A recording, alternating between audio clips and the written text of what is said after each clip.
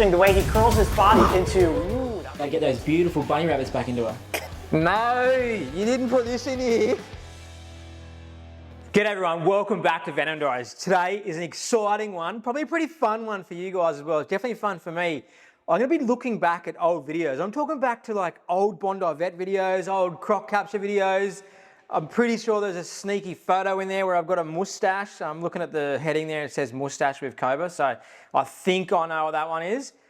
And I think starting things off is actually going to be a bit of an emotional one for me, because I think the first one we're looking back at is actually the King Brown that bit me. All right, so sit back, get ready, and let's have a bit of fun with this one and start looking through these videos. I'm very, very excited. That's an honest 3 metre King Brown. Ooh. The biggest of the big and the meanest of the mean. This is Bondi Vet. Bitten himself. Really? Yeah, in a food Dr. race. Chris Brown Just and being Tim, fed. our director Went to grab the rat, here at the it, park. turned, boom, latched onto himself and chewed. This and must chewed. be like 2014, Yeah. His name, 2015. Hank the Tank. Hank the Tank. You're in, sir. Someone else step up. Good feeling. So I just want to give you a bit of context here. So this is Hank the Tank. He's actually the King Brown that bit me, all right? So this was probably maybe 18 months, 2 years before he bit me. Yeah, it would have been like 2014, 2015, and Hank bit me in 2016. But I forgot how big he was. Far out, look at the size of him. Let's keep going here. Holding on to the back of the head there, it's intense. Like they're so strong. He's constantly fighting, and I've got to try and fight resistance there and just keep that firm grip. Look at that. I mean, you can see where his teeth are going. Exactly. This would be fang one. So this was like early days for me filming. I did a bunch of filming, and I used to go on Bondi Vet a fair bit, but it was like always nerve-wracking. It's a big camera crew, and obviously Dr. Chris Brown and this massive King Brown, Hank. And the story behind this was Hank, he was so food motivated. When we'd like put the rats in, he'd just smash them. And this one time he actually missed the rat and he grabbed his own tail and chewed on it, and he got necrosis there. And that's what Dr. King Brown was, Dr. Chris Brown was here actually treating. So I just can't forget how big that snake was and how young I looked. That was pre-beard Bilbo. Far out. I look like a little kid. Fang two. How long have you got on that hand?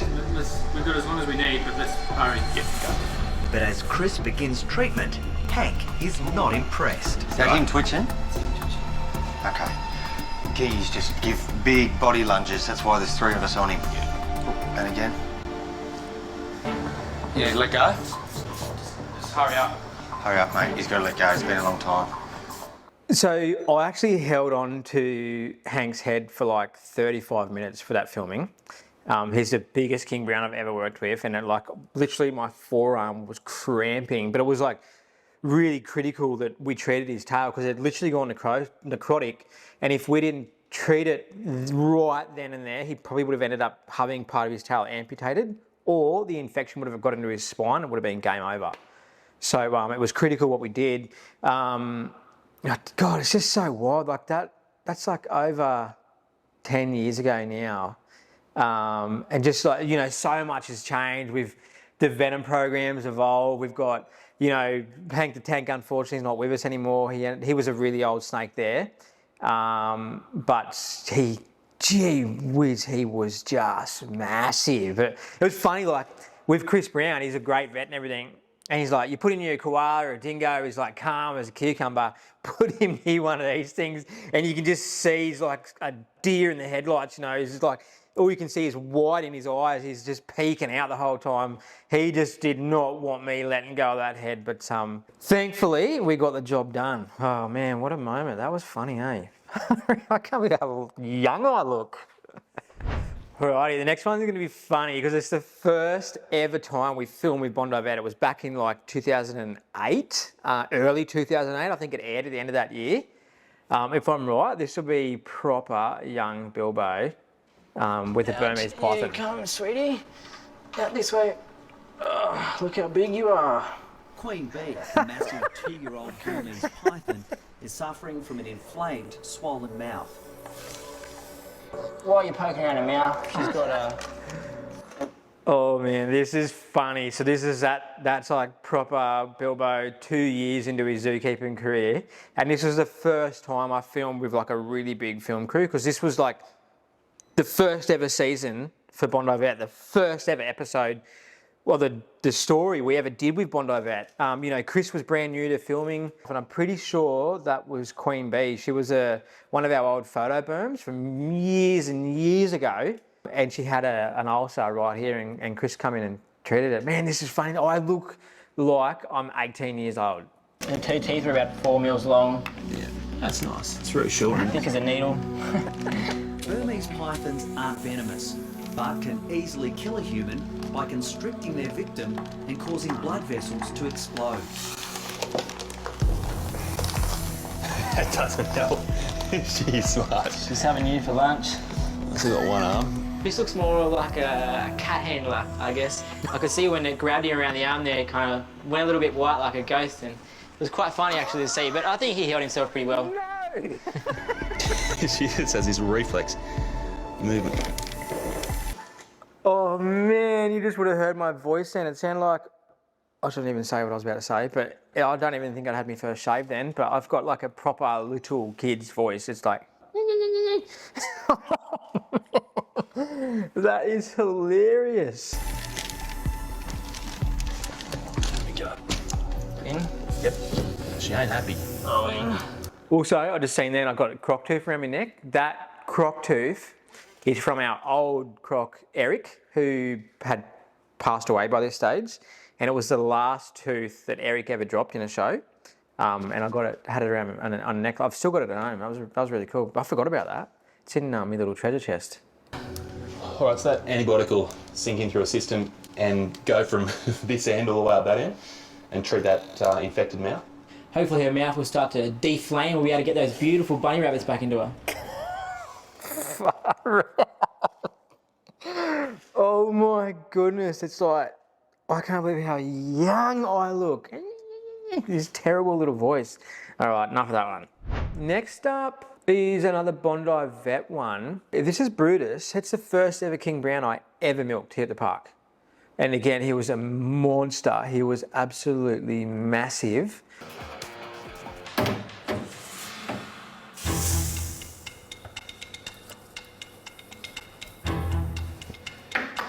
Here he comes. He's longer than me, almost by double. Oh, there we go. Ooh. Good bite. Look at that. 2 fangs, both 1/2 centimetre long, and just venom, drip, drip, drip, drip, drip. Enough in there to kill Bill and I a few times over. That's a good milking. That's cool. Yeah, so that was Brutus the King Brown. He was like a jet black King Brown. He was really unique, massive. I don't know about 3 metres, Tim, come on. But he was pretty close. But he was a big snake, and he was the first ever King Brown I ever milked here at the Reptile Park. I got some really funny photos of him when I was even younger than that, wrangling him. But yeah, he was a really good snake. He's long gone now, but he was an absolute veteran of the Venom program. So next up is a couple of photos. The next one is our big male King Cobra, our old big male King Cobra. His name was Raja. He was massive, and he was so confident. Like, he was a great snake. He always hooded and carried on a bit, but like you were seeing with our female King Cobra we've got now, she just goes absolutely bananas all the time. He was so confident. He would just sit there like this and look at me and just do this and follow me like that. He never lunged, never went real crazy. But he was the first King Cobra I ever worked with, and he was the first King Cobra. We milked him for, I can't remember what it was for. It was for some study or something, but they used his venom. And I remember I was down the show pit, and it was like on a packed weekend. Everyone was there. I'd never even head restrained a cobra before. And I had to head restrain it down there in front of this. There was like 1,000 people at the show pit. And Tim come down with me, and we had the big pin and pad there, and it was like, oh man, it was like I was going to like play a grand final or something. That's how nervous I was. I remember going in there and restrained him, and because he was almost 4.5 metres and like 12.5 kilos, which is a big venomous snake. Remember I had him by the head like this and I got him. We had to use a venom vial that was so big, it was like a cup. This huge, big glass thing like this, and he almost bit over it. And I just remember thinking, holy moly, like imagine that thing getting a hold of you. But again, young Bill, that's 2014, 2015 there. Again, pre-beard, probably no wrecked hairline. The vial is massive, all right? So we still have those vials here. We use them for, I don't have any King Browns here that would need that vial at the moment, but a few are very close. What a moment. That's the first time I ever milked a King Cobra. Far out. That's like, I look at stuff like that and think back to when I was a little kid, and that was the sort of stuff I dreamed about doing. And there it is. Far out. This one is an absolute shocker. All right. We did Movember here at the park in 2016. Oh, man. Remind me to never shave in a moustache ever again. I look like, oh man, I look like I belong in like a wanted poster. And that's a King Cobra we bred back in 2006 or 2007. That was one of the first young ones that come through. And I can't even look at a snake. I'm just looking at that moustache. That is so bad. How did that ever get, why did we take it? I think that was Amanda that took, our old marketing manager took that photo. And I told her to delete it and she was like, no, it's great. Thanks, Amanda. Okay, so coming up is there's 3 Elvis videos next. For those new to the channel, Elvis is our massive male saltwater crocodile we got here at the park. He's off his head. And I'm pretty sure this is, we had a huge storm and debris went into the pond and it blocked the main drain in his pond and that runs water to his heater. And we couldn't have his heater on and it was middle of the winter. If we let his pool get too cold, he'd literally die. So I think from memory, this one I actually jumped in the water and unblocked it. Right, while he was still in there. Real dramas at the croc yard. We had huge storm over the weekend, stacks of rain. It's washed in sediment, gravel. Now there's 2 drains in the actual croc pond. There's one on the bottom, there's one on the side, like a standard pool at home. One in the bottom, however, is blocked up with all this gravel, which means I've got to get in there and unblock it. We've tried with the pool scoop, the vacuum. That's right. I found teeth while I was doing it. I just seen on the video then. There was 2 teeth down in amongst the gravel as well. We've actually changed the croc pool setup since this. Elvis, he knows something up. He's just been going backwards and forwards over here. I've got to go down. It's the deepest part of the pool. It's right here. I don't want to be on the surface for too long, you know, so I want to stay down and try and get it done. I don't want to draw attention from him. I've got like 5 keepers here to keep an eye on him. I'm going to have this rope around my waist. So I put the rope around my waist so I could get pulled out of the water if Elvis come over, and I held a rock to keep me on the bottom because I was like, you know, like obviously we're buoyant. So like I do a lot of free diving and I carry a weight belt with me which helps me go down. I knew I was just going to float, so I was holding onto like a river stone, wrap rope around me waist. What could go wrong? I've got people placed right around the enclosure to try and occupy Elvis.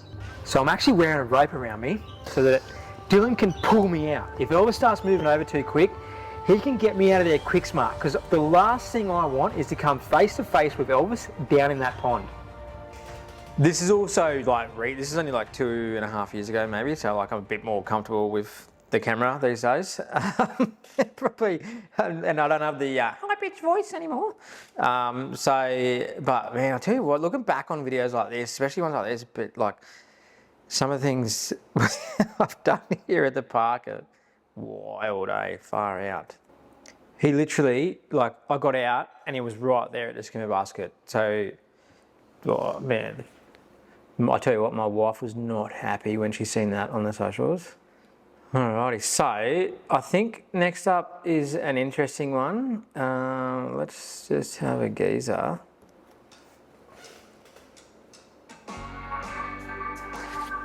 No, you didn't put this in here.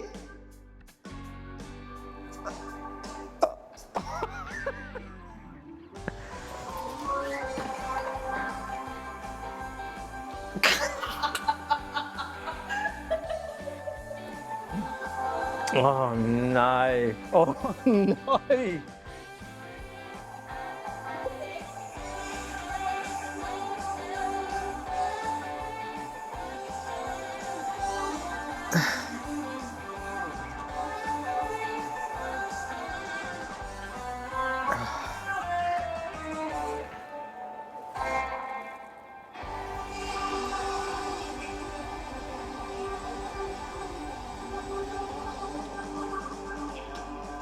Okay. Well, that was horrific. So we're just going to move on to the next one. Alrighty, so next one is Elvis with the lawnmower. So you'll see, it's just a photo. So content behind this, I was mowing the lawn. If you look in the photo here, you see Elvis, you can see the lawnmower, and then you can see a massive tooth on the carpet there in his pool, that marine carpet. So we were doing a live cross the next morning for sunrise, I'm pretty sure. And so Tim and I jumped in to mow Elvis's yard, and Elvis was really worked up, like really worked up. And like more than normal, I don't know why. I can't, it was probably just the time of year, probably breeding season or something.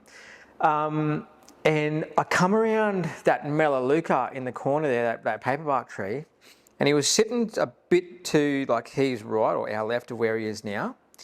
And I've done this, like, I couldn't tell you how many times I've mowed Elvis's yard, like crazy amount of time. He's never ever tried to eat the lawnmower, and then boom, he just threw himself sideways out of the pond, grabbed the top of the mower, just went, the mower was on, just going, whoa. Elvis just took it into the pond, killed it, crushed, like broke, like the next morning when we actually, because we couldn't get it off him that afternoon, he just took it and he was parading it around the pond, and I was like, oh no. And he'd actually punctured like the motor, like solid steel. He'd broken it. Like the jaw pressure on those things is insane. He was fine, didn't get hurt at all. And there was obviously a tooth ready to come out. It fell out in the process. And there was actually another one sitting in behind the mower as well. That was absolutely wild. I remember he grabbed it and Tim was just screaming because I was like, wanted to fight back for a second there, and then I was like, I'm not winning this. And Tim's just screaming at me to let go, and I just let it go, and he took it into the pond and killed it, and he was so happy with himself. Getting it back off him the next day was like a proper challenge. But there's a few videos online of that. That went viral. That was probably one of the first videos we ever had go viral here at the reptile park. Completely unintentional, just doing a bit of croc yard maintenance, and Elvis just absolutely smashed the mower far out. That was wild. Alrighty, so we definitely saved the best for last here. So a couple of years back, Coyote Peterson come in to film for Brave Wilderness, and we were milking all the snakes and talking about the different venoms and effects and so on, and anti-venom. And then I had the last one to do was an Eastern Brown, and I was like, oh, I'll use one of the quiet Eastern Browns that doesn't go bananas. I get it out, and like, his film crew's the biggest film crew I've ever seen. Like there was like 3 cameramen, 2 sound guys, Coyote. It was insane how many of them were in the room. And this is up in the old venom room. Anyway, I get this brown snake out, calm as. I walk to the pinning pad. Watch this. This would be top 2 close calls I've had with venomous snakes. Very close to being the only one that was number 1 that beat this, I'll tell you about after this. I don't even know what I want to tell you, but without actually getting bitten. But this was absolutely insane. Ooh, that is a big snake. This is only like 2.5 years ago. Oh boy, yeah, no, he does not look real happy, does he? Not calculated though, like a type N, they're just consistent with it. And it's what they use to bluff predators away. And obviously he would look at me as a predator, which is why he's acting like that. Also, It's interesting the way he curls his body into, ooh, that was close. see what I mean? That Yes. sort of stuff. Straight up at your face. See that? So I hadn't even got the pinning device yet. Started coming over towards the pinning pad, and I just literally said how they're renowned for exploding, and he shot up, literally past my nose. Oh, man, I remember when it happened, I was like really embarrassed because there was, the big film crew and stuff there. And I was like, I just kept going. Okay, you good? Yeah. That was intense. You gotta get him under control at this point. And he isn't even one of our jumpiest snakes. That was actually really fun filming with Coyote, and he's a really genuine bloke, and he was like, after we stopped filming, he's like, do you need to like go and sit down or sit, was like, nah, it's all good. I actually ended up going out and having a beer with him that night at Terrigal. It was so fun. But yeah, that definitely one of the scariest moments I've had with a snake. Like he'd literally come up past my face, and a facial bite from an eastern brown, if he envenomated me, would be almost certain death. You can't bandage that area. By the time you got me to the hospital, I would be absolutely in a world that you don't want to be in.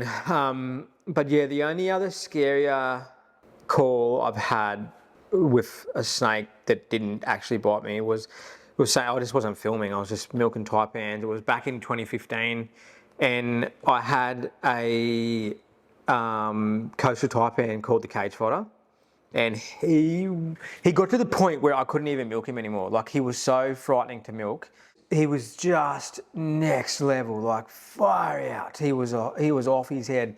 And one day, and he was big too. He was like almost 7 foot. I went to pin him like that. I actually had a pin in my hand, and he did the same thing. He shot and he bounced off my forehead like that. It bounced off, and I remember I was like, there was a little mirror up there, and I was squeezing my head to make sure there was no blood, and I was like, it was just, and I was by myself, and then I just sat down like this, and then I went down to the office and I told Liz and Tim what happened. I was like, hey, I just had a taipan bounce off my head, and they were like, do you want to go home? And I was like, no, I just need to just, you know, chill for a bit and had a drink and of water, and just sat back. But yeah, I'll tell you what, looking back at that was crazy. Like we spent like the next 2 hours talking about that with them because it was at the end of the filming we were doing, and then yeah, we ended up going out in Terrigal and having a feed and a beer that night.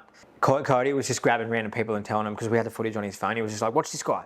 This guy's insane. So funny. Oh man, that was fun. That was really fun. Some of those old videos, like especially those early Bondi Vet, like that first ever, I didn't realise you guys would be able to get that footage. I was mad. I remember I seen that first episode. I was out somewhere having dinner, and there was a random TV playing because we didn't have like Facebook or anything. Well, we might have had Facebook, but I didn't use it. And so there was just a random TV playing. I think it was a bowls club at Avoca, and it was random TV, and it popped up there. And I remember looking up, and I was like, oh, that's that Chris Brown thing. Oh, that's Bondi Vet. And then Bondi Vet just went absolutely bananas. You guys would all know Bondi Vet. It just went massive. Chris, I still talk to Chris every now and then. He's an absolute legend. All right. All right, well, that is it for another episode. I hope you liked that one. We're trying to think about outside the box, you know, to get a bit creative with more stuff you guys want to see. And if you did like that, drop in the comments other videos you want to see me react to, even just random ones you see online with anything to do with wildlife. Let us know. We'll react to them. We can do another episode like that really, really easy, and it's really fun, you know, especially old Bilbo, I should say young Bilbo back in the day, far out. How was that voice? And the worst one, the Elvis outfit. I still can't believe they convinced me, marketing convinced me to do that. That was just, I remember it went up online and I just went, please delete that. I didn't. Anyway guys, that is it for another episode. I hope you had a laugh and enjoyed it as much as I did. You know the deal. Like, share, subscribe, and I'll see you all for the next episode. That was funny. Oh man.